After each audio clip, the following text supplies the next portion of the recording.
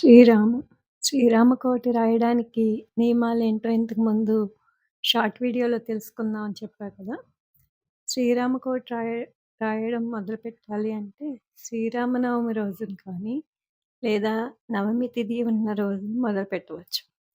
శుచిగా స్నానం చేసి రామకోటి పుస్తకం పూజా మందిరంలో రాముని వద్ద పెట్టి ధూప దీప నైవేద్యాలు సమర్పించి తరువాత ఆ రామకోటిని మొదలుపెట్టండి. లేదా రామాలయం వద్ద రాముని దగ్గర పెట్టి తరువాత గుడిలోనే రామకోటిని మొదలుపెట్టవచ్చు. ఎన్నిసార్లు రాయాలి అనే నియమం ఏమీ లేదు. మన మనస్సు లగ్నం చేసి ఎంతసేపు వ్రాయగలమో అంతసేపు వ్రాయవచ్చు. వ్రాసిన పుస్తకాలు పూజా మందిరంలో కానీ లేదా శుచిగా ఉండే ఏ ప్రదేశంలో అయినా, అంటూ మైలా తగలని ప్రదేశంలో అయినా జాగ్రత్తగా పరచవచ్చు.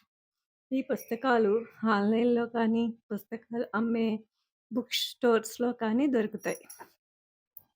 ఇంకా రామకోటి గురించి ఏ విషయాలు తెలుసుకోవాలనుకుంటున్నారో కమెంట్ చేస్తే నేను చెప్పడానికి ప్రయత్నం చేస్తాను. జై శ్రీరామ్. ఇలాంటి మరెన్నో మంచి విషయాలను తెలుసుకోవాలనుకుంటే ఛానల్‌ని సబ్స్క్రైబ్ చేయండి.